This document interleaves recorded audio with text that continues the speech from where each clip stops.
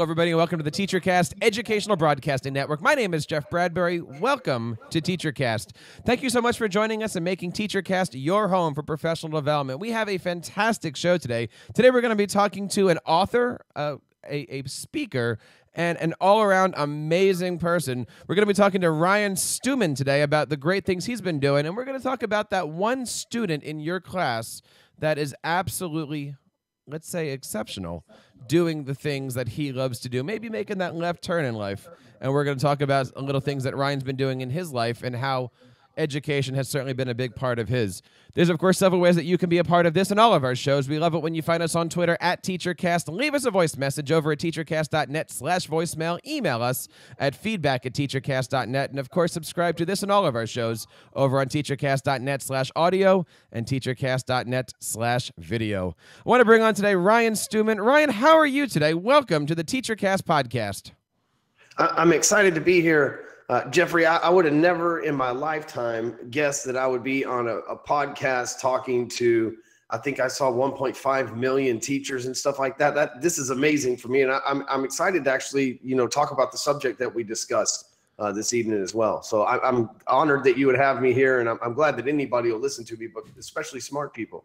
Well, thank you so much for coming on. I'm really, really interested in your story. You are an author. You are a speaker. You have written for so many great publications, but you are also an individual who was kicked out of school. Am I correct in thinking that? Yeah, so school was really weird for me. The very first day of school, like my first day of kindergarten, I got a spanking. Now, mind you, I came from this small, redneck town, and my aunt was the principal. So, she was probably used to spanking me or whatever anyway as a kid. That's just how they raised kids back in the 70s and 80s, And so, my first day I got spanking, I was like, I don't even like this place. I'm away from home and everything else, and I don't really like this place. So I just got it ingrained in my mind. Well, then when I was 7 years old, I was adopted. So prior to being adopted, like my dad, him and my mom split up. He went away. He gave up on me. I got picked up by my stepdad, who married my mom. He became my stepdad, and then he adopted me to take over rights and stuff like that. Well, my name changed in the third grade, I think it was, from Ryan Russell McCord to Ryan Keith Stewman. So then I got to go back to this place that I've already gotten a little trouble over the last couple of years. And because I'm not a kid that can keep still or anything like that, but I get in a little trouble over the last couple of years. And then I got to go back now. I've got to explain to all my peers and children and everything else around, the teachers, why my name is different, but I'm the same person and what's going on in my family's personal life. And it just consistently made school an uncomfortable place. And I moved around to a lot of different schools, probably between 2 or 3 cities, and then moving from elementary to middle. And then the way that they do things around here, you split into 4 different schools. So each time it wasn't always the same people because they would be coming from other parts of the city. But I went to school in Allen, Texas. And when I think I was 16 years old, I went to the pep rally after school and was watching the cheerleaders, and go figure, right?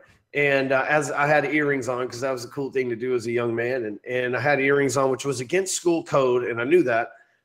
However, it's after school. It's school ends at 3:30. It's 4:30. I didn't think it was a big deal, and I surely didn't think it was against the rules. But I came, and the principal grabbed me by my hand in the hallway and started telling me, hey, you need to pull your earrings out. And I jerked away from him. And he's like, hey, you pushed me. And he called the police officer, because it was about the time police officers started, showing up in schools. And then they basically they didn't arrest me, but they detained me. And then, told me that I had to go to spend 4 weeks in-house suspension or whatever. And I ended up just leaving school. And I had enough time and time again. And I brought probably a lot of that on myself, just because I was a very hyper and very a very sharp young man. I really was. And I understood a lot of the lessons that they were teaching. And now as I'm older, I understand that there's a curriculum and stuff that you have to follow. But as a young man, I was just like, hey, I get it. Let's go on to the next one. And I get that some of the other kids, I didn't understand that maybe they weren't as fast to absorb information and stuff as me, which caused me to, talk out and say things and get distracted and distract the other kids. And I think that maybe those should be some signals that teachers look for, and maybe they do now. I went to school in the 80s and 90s, so it's a little different. But I think those are signals that teachers should look for in kids. It's like, hey, if he's absorbing this stuff, let's make it good for this kid so that he'll be able to excel later on in life. That is certainly a wow. That is a story right there. I don't know how to follow that one up. I mean, look, we've all had those students who were is rebel the right word, or just out of place, or what would you classify that as? You know, these days they would label it as ADD, but I don't really think the ADD is like the sickness that I have or a sickness altogether. I was just like a hyper kid that like got it and had a short attention span, you know? So if academics wasn't your thing, what were you into? What got your interest in when you were growing up? You know, I'll tell you, I'll be honest with you. I liked sports, and I played football and baseball and soccer. And at about age 13, they started giving me Ritalin, I think it was called back then, right? It's been a long time. Uh-huh. And that made it to where I didn't really want to play sports very much anymore. So then I kind of became, because I'm kind of drugged out on this drug, I kind of started fitting in. You know, I wasn't playing sports, so I didn't fit in with the jocks anymore. And, you know, it was always a little different in class anyway. And then now I'm on these drugs and I'm not playing sports. And so I kind of just fit in with like the average kids, you know? And so I got into music. And so we started playing in a band. And at the time I was sing and play guitar, and, you know, we would do like house parties and stuff like that. We were never worth anything. Like nobody ever paid us a dime. And there was no way on God's green earth we were ever going to get a record contract, but it was a lot of fun, something to do, you know? So let's pause the story right there, but let's fast forward. You're a father. You have small children. Do you see these same traits in your own children right now? Oh yeah. Yeah, for sure. To the point, that's a good question. My kids, we've enrolled them in private school, and obviously it costs more, and you're paying double because you're paying your school taxes plus sending your kid to private school. But the benefits for me, or I know my kids are in some way gifted like I was. And I'm not saying that to say like I'm special and everybody deserves a trophy, but I have this. I mean, I'm a 5-time best-selling author. They write about me in Forbes twice a month. Like I've got a certain skill set and gift that I've had my entire life, and I see that in my children. And so I wanted to put them in a private school where we can have conversations, and it's not about attendance or the grade curve or anything like that. It's like these people. Not that the people that work in the school necessarily work for me, but I'm still a customer. I'm somebody who's paying above and beyond for them to take care of a kid that I would consider above and beyond normal, which is why they're there in the first place. But yes, I worry about it so much, basically, that I've enrolled my kids in private school. And as a parent, what do you ask for? I don't want to say what do you demand out of your educational system, but, you know, you're in a different spot now. You're not that rebellious child. You are the father of a potentially rebellious child, right? Like, so what do you hope happens if you find out, if you get that phone call and it's the principal saying your son has done X? Well, you know, my kids, excuse me, I've been talking all day and my voice is acting funny tonight. So my kids, they've been in private school, like Primrose is the name of the school, since they were 2 years old. So they're accustomed to going to school. See, I lived out in the country and my parents didn't have any money, so I didn't go to school until the first day of kindergarten. I had no idea what school was going to be like. These guys, they're not even fazed by it. They're like, we've been in school all of our lives. And so they don't get in trouble. They're the greatest kids ever. And I know everybody says that, but they don't. Their teachers love them. My 5-year-old, he's starting to read, and he's sharp as a tack. My 4-year-old sharp as a tack. And they're really good kids. They don't have and the educational system's obviously changed a ton since I was there. I look at the things and facilities and all this stuff they've had just in their private school classroom that they're in right now.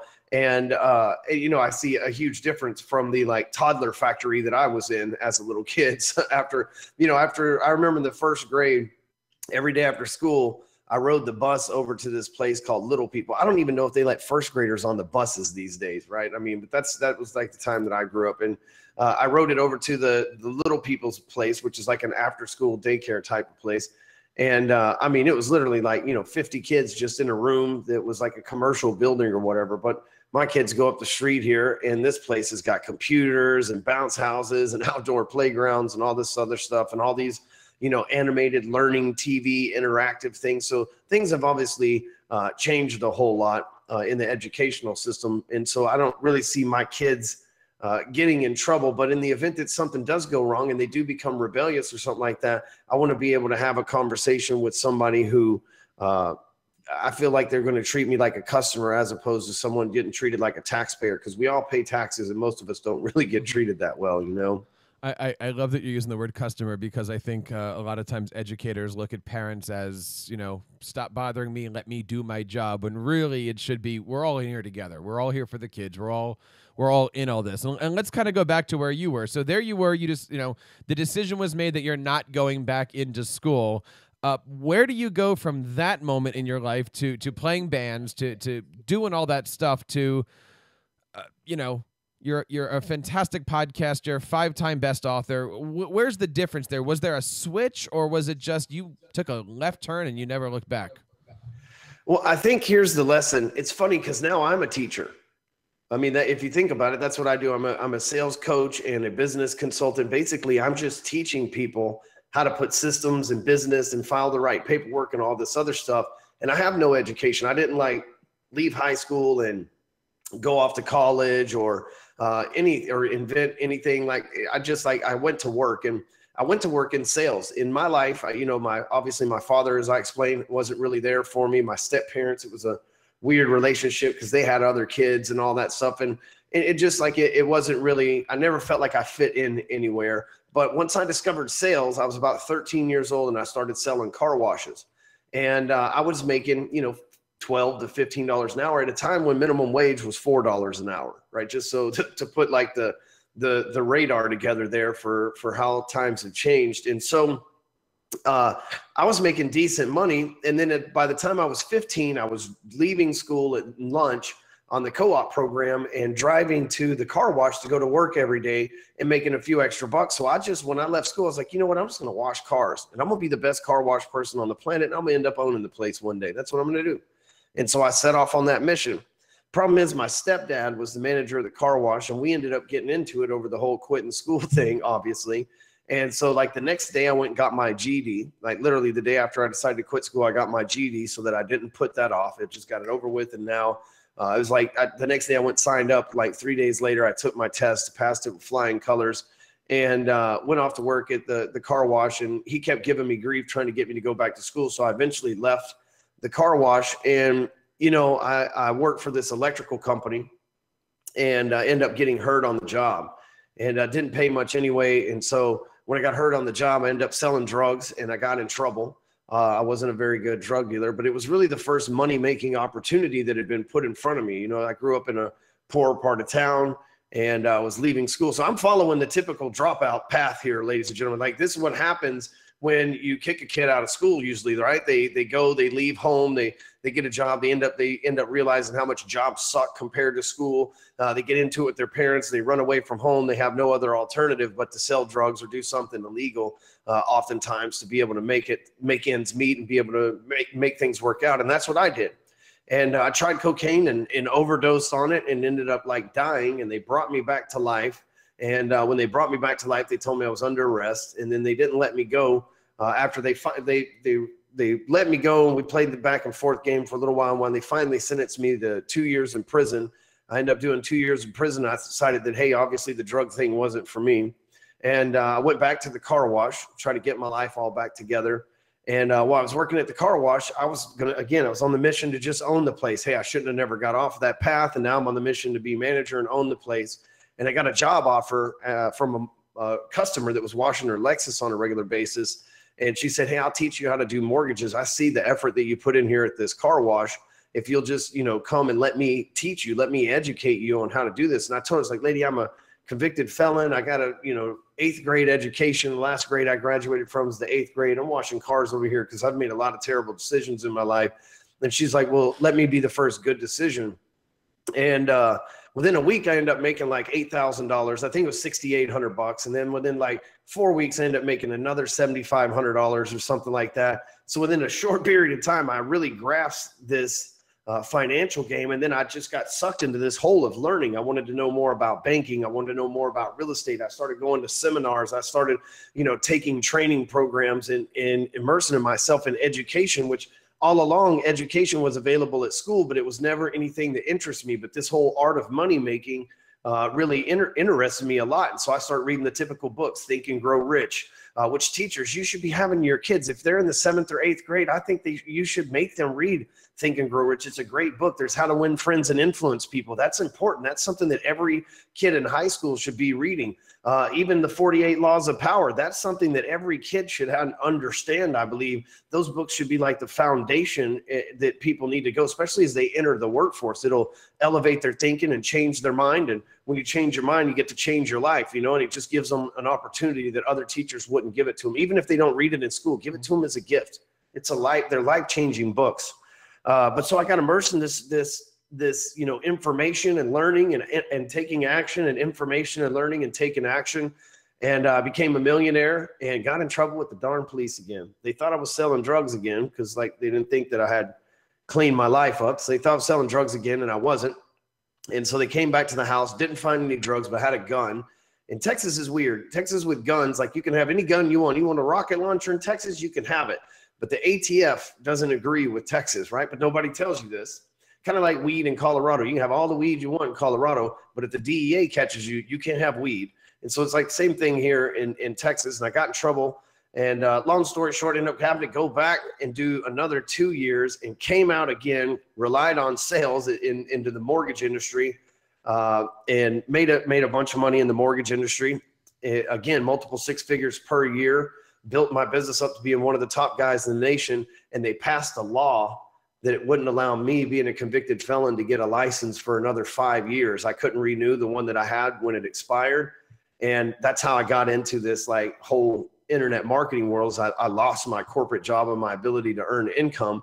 And once again, I started educating myself. I learned how internet marketing worked. I learned how websites work, and Facebook ads and social media and all these things. And, over the course now since 2010, when that happened, I've been able to write 5 best-selling books. I run 6 multi-7-figure businesses that I'm the CEO. Most of them I own 100% outright. We own a seminar company, an alarm company, a real estate company, an asset acquisition company. I'm in my hands a little bit of everything, and I teach people mostly for a living. So the reason why I share that story, I know it's a long-winded story and a lot to take in. I'm sorry for going over, but the thing is, with teachers, I was that kid that stood out, but now I'm out here and I'm changing the world. So I just beg of you, sometimes the kid's not acting up. He's acting out because he needs your attention and acknowledgement that maybe there's something bigger for him or her out there.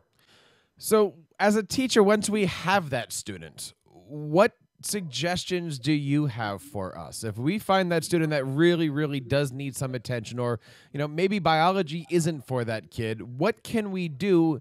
Because what I find a lot of times is the teacher wants to help, but they're really not sure where to push or how to push.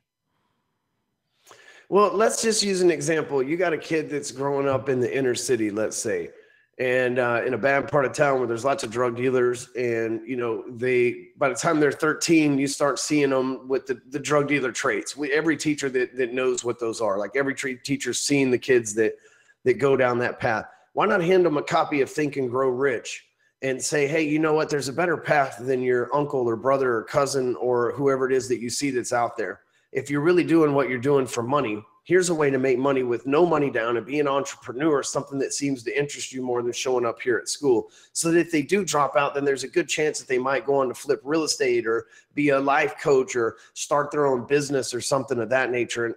And you might say, well, how are we going to give them all these books? You can order Think and Grow Rich for 99 cents on Amazon. For $100, you could get 100 of them, and it probably lasts you the whole lifetime you need them teaching. Tell us a little bit about the Hardcore Closer. Well, so that's our sales training company, and it's a blog that's viewed about, a quarter to 500,000 times a month. Our Facebook page is viewed about 500,000 times a week, and we got a huge Instagram following too. And what we do is I try to change salespeople's lives. I just told you that I've been through some hell in my life, adoption and drugs, and I've been on that path. When you guys play the videos, kids, this is what happens if you drop out of school. I'm that guy, and having gone down that, it's obviously been a really hardcore life for me. And I reach out to the sales community and help a different demographic. There's lots of sales trainers that are suit and tie and teach you to go knock doors and stuff like that. That's not what we do. We're digital entrepreneurs, and I help modern salespeople, real estate agents, bankers, insurance people, teach them how to generate leads, create websites, and then obviously have sales conversations with the people that show up. So basically, we're a tech company disguised as a sales training company. That's pretty cool. And of course, you can find all the great stuff that's happening with Ryan over at hardcorecloser.com. You can also find him on Twitter at Hardcore Closer. You said that you're a 5-time bestseller. Tell us a little bit about your books. So I wrote my life story first. I felt like I needed to get that off my chest. So I just wrote this. I've had a crazy life, as you can tell, just within the time that we've been talking here. But I had this really crazy life. And so I wrote a story about it. And, that was kind of just a liberating thing for me. But then I've wrote 4 more books on how I've built businesses, sales training. So we've got our most popular book's called Elevator to the Top. You can actually get a free paperback copy at elevatortothetop.com. Maybe grab a free copy and give it to one of your students. But it teaches you everything you need to know about the sales game from the day one that you get started until the moment that you retire, how to invest your money. Like all this stuff is right there in that book. And, that's our most popular book. So I've written one about sales, one about internet marketing, one about being in avoiding lawsuits when it comes to business dealings, and then my autobiography. And then we wrote a mindset book. I wrote a mindset book as well. So you can get all of them on Amazon, or if you want the Elevator to the Top one, it's on Amazon as well, but you can get it for free by going to elevatortothetop.com. So a lot of us have, young kids. You've got some young kids. I was telling you that I've got some 3-year-olds sitting over here. Are you the type of dad that's pushing your kids into social media, pushing them into making the Facebook videos, or by the time they get old enough, is that something that you see working with your kids on these days? They know what Facebook is because they know that I work on it, and they see pictures that we upload it and stuff like that. My kids are really into YouTube. They just have these little things that they watch on YouTube Kids. And so from that aspect, they're into it. But my kids are weird. I was watching them the other night, and they watch my videos, which is dangerous because I drop F-bombs and stuff in my videos. I'm like, whoa, kids, don't listen to that. But, Jax, my oldest son, was watching, we were editing the replay of I just did a presentation in front of about 800 people. And we were watching the replay to see how we could, improve on the sales process. And Jax said, hey, Dad, do you think you could get me up there so where I could talk on the stage like that? I'm like, don't make me proud, son. What do you want? You shall have anything in my kingdom, son. That's but, awesome. they're starting to get it. One time when we went to their private school previewing, there was the principal that was up on the podium telling all the parents what's going on. And Jax must have asked me 5 times that guy took my job. Did he take your job? Aren't you supposed to be up there? That is awesome. I get similar, not as much here because there's still 3, but I do get the daddy, can I play with the microphone? Daddy, can I podcast with you? Daddy, can I, and that, they know that they have a future as my cameraman around here eventually at some point. So yeah, absolutely. Right. You got a fantastic story. I mean, that, right? What advice do you have? I mean, talk to me as the parent of the 3-year-old. How do I make sure that my kids not only stay on focus throughout? Because, I mean, look, where we live here, one of the things that I'm really concerned at right now is whenever you look at the news, they talk about opioids and keeping your kids safe and keeping your kids off drugs. And, what advice do you have for kids and parents that are growing up these days to make sure that they are focused and they are successful and they are making sure that they are going to be where they're supposed to be? Well, I think if you turn on the radio and you turn on the TV, all you hear is, and I'm not trying to be the old man like this, but like rap music, and I like rap. I go to like Future concert just a couple of weeks ago. I've been to Kanye. I'm into it. But I'm saying from a young person's perspective, you've got all these celebrities saying, you don't really have to work, and we're at the club every night, and we're having sex with anybody we want to, and we're on drugs, and this is what you should be doing. Right. And whether they realize it or not, they're jamming to this music, and they see these TV shows where everybody's promiscuous and all this stuff. I mean, literally, we went from Donna Reed, where the husband and wife slept in separate beds when they were in the same scene in the bedroom, to, do the things that you see on just regular TV now, which, again, doesn't bother me or my kids. But what we've got to do is we've got all these bad role models. We've got NBA, NFL, NHL players doing dumb stuff left and right. celebrities getting in mix-ups, politicians doing dumb stuff. Everybody who's in the spotlight is just completely doing ignorant stuff, right? And so you've got really no public eye figures for the kids. And so, again, I can't recommend turning them on to the right people. You see kids that aren't going down, like, for example, with your young kid, when my son is old enough to read, I'm going to give him the book, How to Think Like a Millionaire. It's only like 50 pages, and it's real easy to understand. It's written for kids. And I'm going to give him that book, and I'm going to give him money to read books. And I'm going to teach him the reward that money and then that books and then doing what comes, the action from the book, it results in money. And I'm going to teach him that at a young age. And because I want him to think about, because money is a direct reflection of the value that you bring on this planet. The people that have the most amount of money, either someone in their life and their lineage before them, or them personally, brought a tremendous amount of value to this world. So if I can instill my son getting information, taking action on that information equals him getting value from the marketplace. That's what I want to teach him, almost like Pavlov's dogs, over and over again, so that by the time, my goal is for my kids, by the time they're 18, I've put together a fund that they'll at least at the bare minimum have $250,000 each that they can just do whatever with. By whatever, I mean they can go to college and get some kind of fancy degree, which I'll support if that's what they want to do, or they can use that to use my banking contacts and fund and start a business. And my goal would be for my kids to fund and start a business, because that's going to teach them a lifetime of experience, and they can just hire the people that spent their lives in college to come work for them. And like, that's my game plan for my kids. Obviously, it all starts, and I've said this heavily, is the right education. You see the kids that are troubled kids, give them a copy of How to Think Like a Millionaire. It's like, hey, I know you're bored in school. Here's a subject you might like. This is how people really get rich. This is how the people that Kanye works for got that money, right? Like, start explaining to them that there's other role models. There's, Mark Cuban, and there's Elon Musk, and, those guys are way cooler than Kanye and Jay-Z or Nicki Minaj or whatever these kids are watching these days. And I think that the kids don't see these alternatives because they're not being blasted on the radio and the TV and all this other stuff. And so I think that turning them on to those sources will change a lot of things for a lot of kids. Dude, that is absolutely beautifully put, and gave me some good ideas for when my kids get to be of the age of reading and going on here.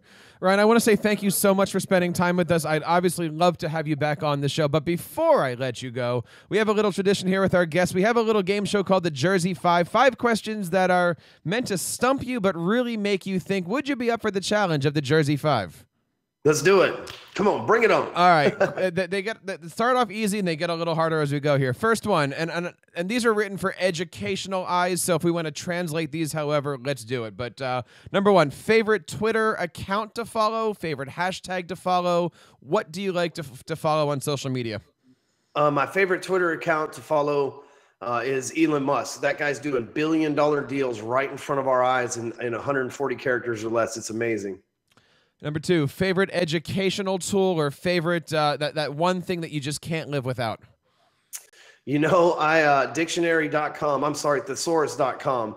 I write a lot, and so without a thesaurus, I couldn't come up with the right words, because you have like your go-to thing. So thesaurus.com is my educational tool that I use. That's a good one. I've never had that one. All right. So number 3 is best advice you've ever been given as and that could be as a teacher, podcaster, business person, life person. Best advice you've ever been given as well, the best advice I've ever been given as a salesperson is don't sell to broke people. I like that one. All right. We got to throw at least some element of sales in here, right? I went without it the whole time. I had to sprinkle just a little bit in there. Okay. So when we put out this post, it'll be hashtag don't sell to broke people. We'll be good for that one. Number 4, what do you hope now here, I'll do this as the educator, but what do you hope your students remember about you when they graduate? I'm not sure how that would translate into what you're doing, but help me out with that. One of my companies is Break Free Academy, and we do online business training. So my biggest hope is that my students graduate millionaires. Number 5, what is the best teachable moment you've ever had? When I was in prison the first time, and I was going through that why me, it was hot, and I'd been there for a few months, and I was like, man, I know people that got a lot more drugs and did a lot more things that didn't wind up here. And, I couldn't figure it all out. And I realized at that point that no matter what amount of money was sat in front of me, if I broke the law, if I did something illegal, if I had to come back to that place, the best luxury I was ever going to experience would be ice cream once a week from the commissary. And I had that teachable moment to where, you know what, I had been, slapped on the wrist and slapped on the butt and then smacked on the cheek enough to where, it was that lesson that I taught. It's like, hey, you know what, I'll never step outside into any gray area again. And it's not easy, especially in the business I'm in now. It's not easy to walk the line, but it's still been something I remember to this day. That is absolutely beautiful. He is a CEO. He is the founder of the Hardcore Closer and Break Free Academy. He's a 4-time best-selling motivational speaker, sales coach, podcast host, blogger, and all-around entrepreneur. He is Ryan Stewman. Ryan, thank you so much for your time today and for coming on the TeacherCast podcast. Yeah, and thank you for having me on here. If y'all want to sign up at hardcorecloser.com, I'm pretty, our emails and stuff are pretty abrasive, but you could give the book there that you get from signing up. It's one of our books. You can give it to your students, especially if they're high school students, they'll enjoy it. So I appreciate you having me on, Jeffrey. I really do. And thank you so much. And one more time, I want to say thank you for Ryan to coming on the show. And thank you out there for making TeacherCast your home for professional development. It is viewers like you that help suggest topics like this that are so important for us all to discuss and listen. Of course, there's other several great ways that you can be a part of the TeacherCast Educational Broadcasting Network family. You can find us on Twitter at TeacherCast. Leave us a voice message over at teachercast.net/voicemail. Email us at feedback@teachercast.net/voicemail. And of course, subscribe to this and all of our shows at teachercast.net/audio and teachercast.net/video. On behalf of everybody here on the TeacherCast Educational Broadcasting Network, my name is Jeff Bradbury, encouraging you to keep up the great work in your classrooms and continue sharing your passions with your students.